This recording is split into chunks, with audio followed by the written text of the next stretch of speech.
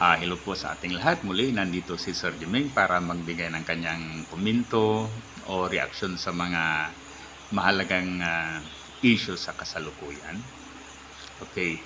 So, bilang Pilipino, naniniwala ko na dapat ipaglaban natin o kaya'y labanan natin yung pananakop ng China sa atin.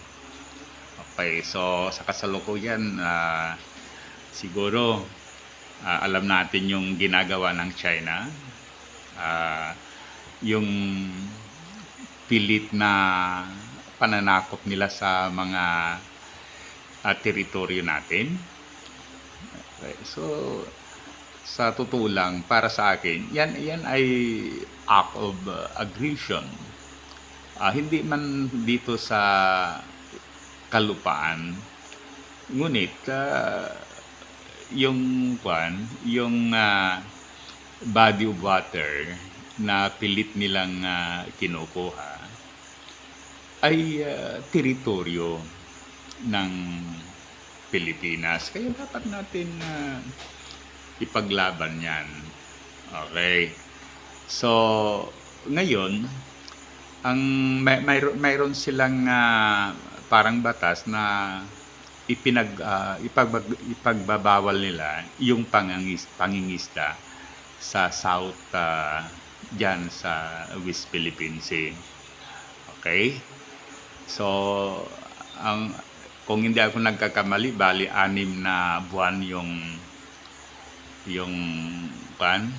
pagbabawal nila. Ngunit para sa akin, dapat huwag tayong mag-agree o kaya labanan natin yung batas na yan. Okay? So una, yung body of water na yan ay pag-aari ng Pilipinas.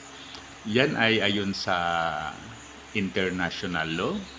Yan ay base sa yung Hague Tribunal decision. Kaya talagang pag pinag-usapan ay batas, pagkatapos yung mga international law, then talagang sa atin yan. Okay. So, alam naman natin na yung sinasabing ilibin dash line o tindas line o whatever it is, walang basihan yan sa international law. Yan ay kanilang inimbento para mayroon silang justification sa pag-angkin sa mga body of water na hindi lang dito sa Pilipinas kundi pati sa ibang bansa. Okay, so ganun yan. Alam nila na talagang malakas sila, kaya ini-expect nila na tayo ay titiklop. Ngunit dapat hindi. Nakikita naman natin na maraming mga bansa na sumusuporta sa atin. So, lalaban tayo. I-assert natin niya ang ating rights. Sa palagay ko naman, baka hindi rin seryoso ang China na makipagdigma. Tinatakot lang tayo para isuko natin yung ating karapatan, yung ating sovereignty. Okay. So, yan. Ang unang gumawa dyan, si Hitler. Bluffing ang kanyan. Kaya pag nag-bluff yung isang makapangyarihang bansa, pagkatapos sumuko ka, then talagang isurrender ka. Ngayon, ano kayang mangyayari pag susundin natin? Okay. Pag susundin natin yan ay tantamount to suko na tayo sa kanila. na binibigyan na natin yung mga bagay-bagay na gusto nila. Okay? Kaya yon. Maganda yung balita na narinig ko kanina. Halimbawa daw, may mga Filipino fishermen na dinakip dahil sa pangingisda. Yan ay tantamount to kidnapping. Okay, so yung mga Chinese military ay para silang nangingidnap. Kaya kasi nga ini-insist nila na ipatupad yung kanilang batas sa mga area na hindi naman nila pag-aari.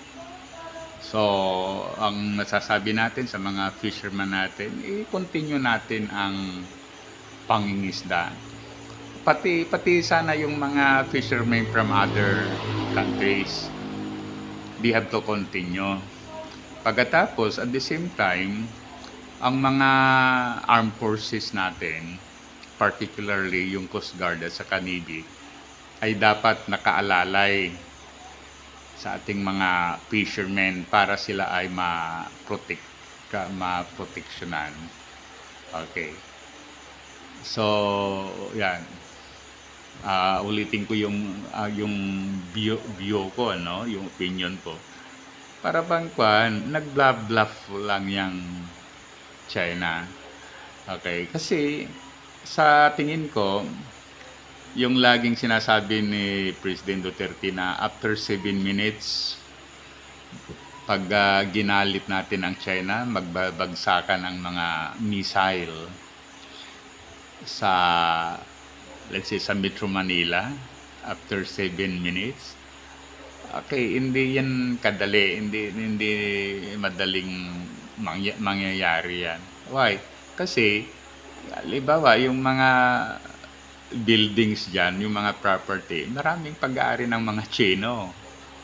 Okay, so masisira din. Kaya magagalit sila sa kanila, sa